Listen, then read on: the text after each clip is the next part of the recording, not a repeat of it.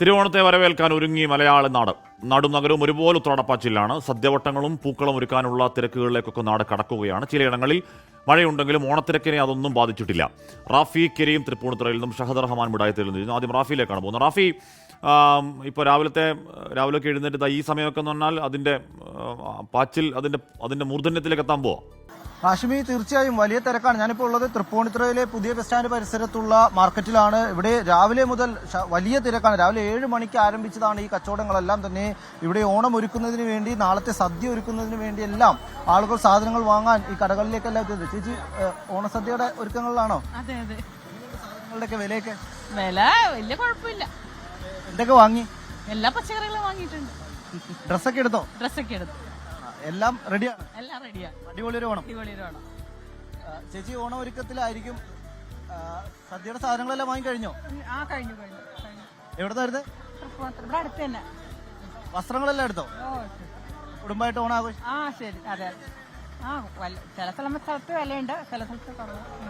എന്താ പ്രധാനമായിട്ട് എന്താ സദ്യയുടെ ഒരുക്കങ്ങളിൽ പ്രധാനമായിട്ട് വാങ്ങാനുള്ള സാധനങ്ങൾ? പച്ചക്കറികൾ വാങ്ങിക്കാനാ മെയിനായിട്ട് വന്നത്. വലിയ വിലയാണെന്നൊക്കെ. കൂടുതലുണ്ട്, കുറവുണ്ട്. ചിലത് കൂടുതലുണ്ട്, ചിലത് കുറവ്.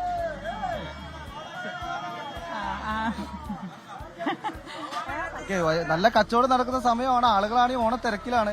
ഓണത്തിന്റെ ഒരുക്കത്തിലായിരിക്കും. ഡ്രസ്സൊക്കെ എടുത്തോ? പച്ചക്കറിയൊക്കെ വാങ്ങി? പച്ചക്കറി ഇത് വാങ്ങണ, ഓണത്തിനൊക്കെ മേടിച്ചു. ഒക്കെ നല്ലോണൊക്കെയാണ്. പൂക്കളൊക്കെ ഇട്ട് നാളെ ആഘോഷിക്കാനുള്ള തീരുമാനത്തിലാണ്. പൂങ്കൂട മേടിക്കണം, നാളത്തേക്കുള്ള പൂങ്കൂട മേടിക്കണം. ഈ പച്ചക്കറിക്കൊക്കെ വിലയൊക്കെ എങ്ങനെയുണ്ട്? ഇപ്പൊ ഇത്തിരി നേരിയ കുറവുണ്ടെന്ന് എനിക്ക് തോന്നണേ. ഞങ്ങളിങ്ങനെ കുറേശ്ശെ മേടിച്ചത്. അതുകൊണ്ട് പിന്നെ അവസാനവട്ട പർച്ചേസ് ആണ്. അതെ. 2 പ്രാവശ്യമായി വരണം ഇവിടെ മേടിച്ചു ഓരോ കാര്യങ്ങൾക്ക് വേണ്ടിയിട്ട് ആഘോഷിക്കാനായിട്ടുണ്ട്.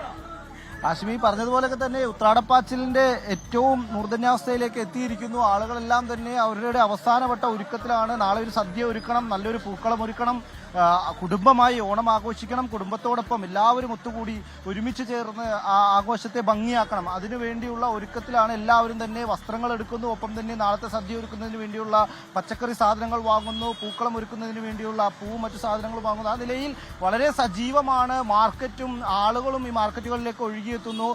ഇന്ന് കൊച്ചിയിലെ കാലാവസ്ഥ ഈ ഇത്തരം ആളുകളുടെ ഉത്രാടപ്പാച്ചിലിന്റെ പർച്ചേസിന് അനുകൂലമായ ഒരു കാലാവസ്ഥ കൊച്ചിയിലുണ്ട്.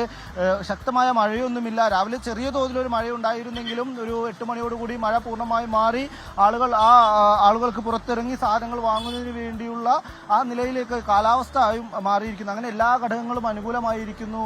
അങ്ങനെ ഓണം കുടുംബത്തോടൊപ്പം വളരെ മനോഹരമായി ആഘോഷിക്കുന്നതിന് വേണ്ടിയുള്ള ഒരുക്കങ്ങളിൽ ഉത്രാടപ്പാച്ചിലാണ് കേരളം ഒന്നാകെ. ഓക്കെ, എന്തായാലും കൊച്ചിയിൽ രാവിലെ ഒരു ചെറിയ മഴ പെയ്തു. അത് കഴിഞ്ഞിട്ട് മഴയങ്ങ് മാറിയിട്ട് അന്തരീക്ഷം ചെറുതായിട്ട് മേഘാവൃതമായിട്ട് നിൽക്കുന്നുണ്ട്. മേഘാവൃതം നല്ലതാണ്, കാര്യം വലിയ വെയിലുണ്ടാവത്തില്ല. അപ്പം പച്ചക്കറിയൊക്കെ നല്ല ഫ്രഷ് പച്ചക്കറി കണ്ടാൽ അറിയാം. അത്യാവശ്യം വിലയൊക്കെ ഉണ്ടെന്നുണ്ടെങ്കിലും ആ വെണ്ടയ്ക്കൊക്കെ ഇരിക്കുന്നുണ്ട് കഴിഞ്ഞാൽ വെണ്ടയ്ക്കയുടെ കറ്റെടുത്ത് ഇങ്ങനെ ഒടിച്ചു കഴിഞ്ഞാൽ ടക്കെന്നൊടിയും. അതിൻ്റെ സൂപ്പർ വെണ്ടയ്ക്ക അത് കണ്ടാൽ അറിയാം. അപ്പോൾ നമ്മുടെ കോഴിക്കോട് മിഠായിത്തെരുവിലാണ് നമ്മുടെ ഷഹദ് റഹ്മാൻ നിൽക്കുന്നത്. ഷഹദ്, ഗംഭീര ഷർട്ട്. എന്താണ് മിഠായിത്തെരുവിൻ്റെ ഒരു പാച്ചിൽ കാഴ്ച?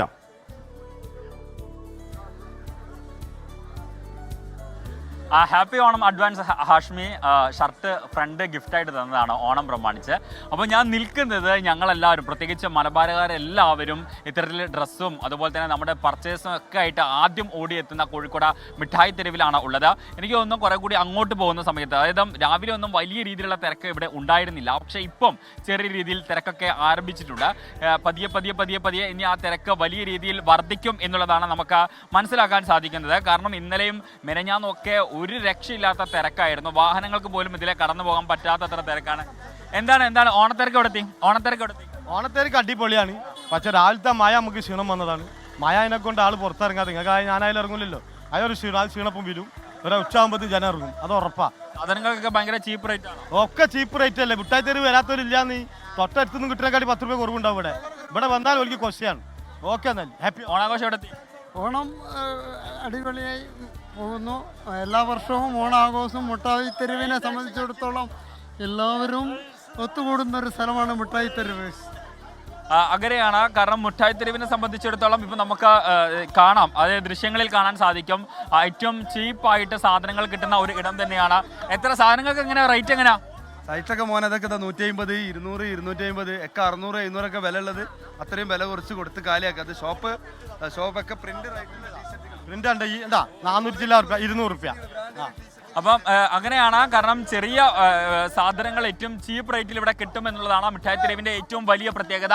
ഇനി കുറച്ചുകൂടി കഴിയുന്ന സമയത്ത് ഞാൻ ഈ നിൽക്കുന്ന ഇടം വലിയ രീതിയിൽ ജനസാഗരമാകും. കഴിഞ്ഞ ദിവസങ്ങളൊക്കെ അതിന് വലിയ എക്സാമ്പിളാണ്. സമൂഹ മാധ്യമങ്ങളിലൊക്കെ വലിയ രീതിയിൽ ഇവിടുത്തെ വീഡിയോകളൊക്കെ പ്രചരിച്ചിട്ടുണ്ട്.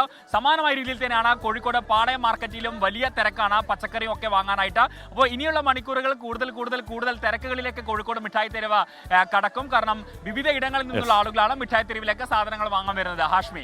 ഓക്കെ, ഷാദ് റഹ്മാനാണ് മിഠായി തെരുവിൽ നിന്ന് വിവരങ്ങൾ നൽകിയത്.